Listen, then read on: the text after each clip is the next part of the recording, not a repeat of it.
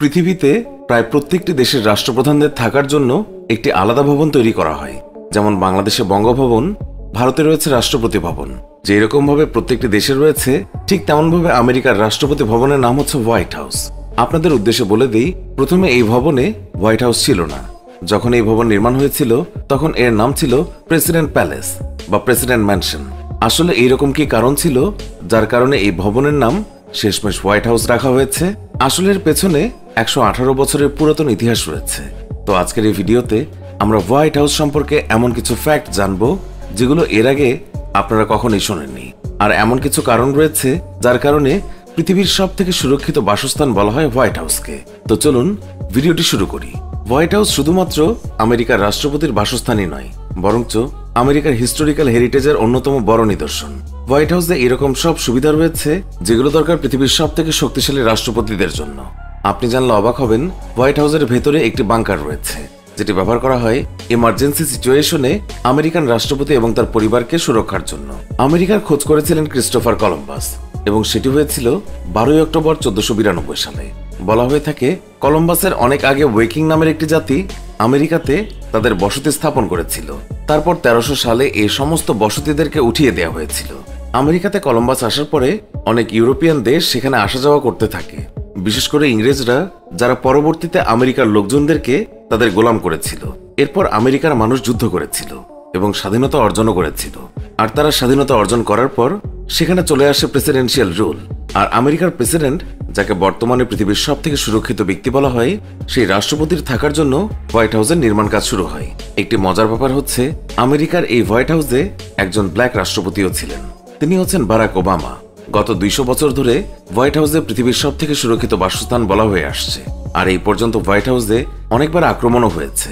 কিন্তু শুরুর কথা বলে হোয়াইট হাউস তৈরি করতে মোটামুটি 8 বছর সময় লেগে গিয়েছিল। কিন্তু হোয়াইট হাউস তৈরি হয়ে যাওয়ার পরেও এই ভবনের নাম নিয়ে অনেক দ্বিমত ছিল। কেউ কেউ এটাকে প্রেসিডেন্ট প্যালেস, আবার কেউ কেউ প্রেসিডেন্ট ম্যানশন, আবার অনেকেই বলতো প্রেসিডেন্ট হাউস। তো অবশেষে 1814 সালে প্রথমবারের মতো এই ভবনের নাম দেওয়া হয় দ্য হোয়াইট হাউস। আর অবশেষে এই নামটি সবাই মেনে নেয়। আসলে এই ভবনের নাম হোয়াইট হাউস কেন দেয়া হয়, এটার পেছনে একটি ইন্টারেস্টিং কাহিনী রয়েছে। যদি বলা হয় হোয়াইট হাউসের কনস্ট্রাকশনের ব্যাপারে, তাহলে হোয়াইট হাউস তৈরি করতে প্রায় 600 জন কর্মচারী কাজ করেছিল। বলা হয়ে থাকে সেই সময় এই 600 জন মজুরির ভিতরে অনেকজন ছিল গোলাম, এবং বলা হয়ে থাকে তাদের দিনে $7 করে দেয়া হতো। প্রথমবারের মতো হোয়াইট হাউসের ডিজাইন করা হয় 13 অক্টোবর 1792 সালে। আর এর ক্রেডিট দেয়া হয় জর্জ ওয়াশিংটনকে, যদিও জর্জ ওয়াশিংটন এই বিল্ডিংটি তৈরি করতে অনেক কষ্ট করেছে। তারপরেও তিনি এই বিল্ডিং এ থাকতে পারেননি। হোয়াইট হাউস তৈরি হওয়ার পরপরই জর্জ ওয়াশিংটন মারা যান। আর এই কারণে হোয়াইট হাউস তার প্রথম রাষ্ট্রপতি জর্জ ওয়াশিংটনকে দেখতে পায়নি। এরপর প্রথমবারের মতো হোয়াইট হাউসে বসবাস করে রাষ্ট্রপতি জন অ্যাডামস। আপনি জানলে অবাক হবেন, বর্তমানে হোয়াইট হাউস যেখানে দাঁড়িয়ে আছে, অনেক বছর আগে সেখানে জঙ্গল এবং পাহাড় ছিল। ডিসেম্বর 1790 সালে একটি আইন পাশ করে হোয়াইট হাউস নির্মাণের কাজ শুরু হয়। মজার ব্যাপারটি হচ্ছে, এই বিল্ডিং এর স্থপতি ছিলেন একজন আইরিশ আর্কিটেক্ট এবং তার নাম ছিল জেমস হবান। অবাক করার বিষয়টি হচ্ছে, জেমস হবান একজন ইউরোপিয়ান আর্কিটেক্ট ছিলেন যাদের কাছে থেকে আমেরিকা স্বাধীনতা পেয়েছিল।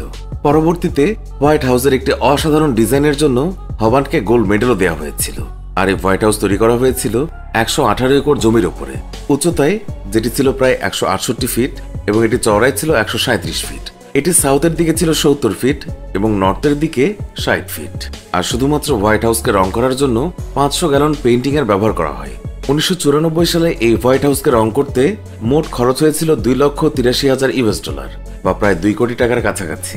এই হোয়াইট হাউসে মোটামুটি 132টি রুম রয়েছে, যার মধ্যে রয়েছে 16টি লাক্সারিয়াস বেডরুম, একটি মেইন কিচেন, একটি ফুড কিচেন রয়েছে, 35টি লাক্সারিয়াস বাথরুম। এছাড়াও 412টি দরজা রয়েছে, 147টি জানালা, আর রয়েছে 3টি এলিভেটর। 6টি ফ্লোরের এই ইমারতের 6টি বেসমেন্টে 2টি পাবলিক ফ্লোর এবং বাকি ফ্লোরগুলোকে আমেরিকার রাষ্ট্রপতির জন্য স্পেশালভাবে তৈরি করা হয়েছে। এছাড়াও হোয়াইট হাউসে 5 জন স্থায়ী শেফ রান্না করে। এছাড়াও হোয়াইট হাউসের মধ্যে 140 জন একসাথে ডিনার করা যায়। চলুন এবার হোয়াইট হাউসের সুরক্ষা ব্যবস্থা সম্পর্কে জেনে নেওয়া যাক। হোয়াইট হাউস নিঃসন্দেহে আমেরিকার সবচেয়ে সুরক্ষিত জায়গাগুলোর মধ্যে একটি। হোয়াইট হাউসের চারিদিকে 1200 জন সেনা সবসময় টহল দিয়ে থাকে। এছাড়াও সার্বক্ষণিক সার্ভেইলেন্সের জন্য আছে নাইট ভিশন ক্যামেরা এবং উন্নত প্রযুক্তির প্রতিরক্ষা ড্রোন।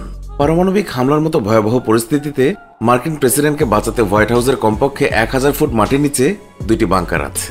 এইসব বাংকারে দীর্ঘদিন বসবাস করার জন্য শোবার ঘর এবং টয়লেট রয়েছে। প্রেসিডেন্ট যেন বাংকারে বসে অফিস করতে পারে এবং পেন্টাগনের সঙ্গে যোগাযোগ করতে পারে তারও সুব্যবস্থা আছে। হোয়াইট হাউসের নিচ দিয়ে বহু সুড়ঙ্গ পথ আছে, যা সমগ্র ওয়াশিংটন ডিসির বিভিন্ন জায়গায় গিয়ে উন্মুক্ত হয়েছে। তো বন্ধুরা, এই ছিল হোয়াইট হাউস নিয়ে কিছু অজানা তথ্য, যেগুলো আজকের এই ভিডিওর মাধ্যমে আপনারা জানতে পারলেন। যদি ভিডিওটি ভালো লেগে থাকে তাহলে অবশ্যই একটি লাইক দিন, আর এমন রহস্য, রোমাঞ্চকর এবং ইন্টারেস্টিং ভিডিও পেতে আমাদের অয়ন ফ্যাক্ট চ্যানেলটি সাবস্ক্রাইব করে পাশে থাকা বেল আইকনটি ক্লিক করে দিন। তো দেখা হবে নতুন কোনো ভিডিওতে। ততক্ষণ ভালো থাকুন এবং সুস্থ থাকুন। ধন্যবাদ সবাইকে।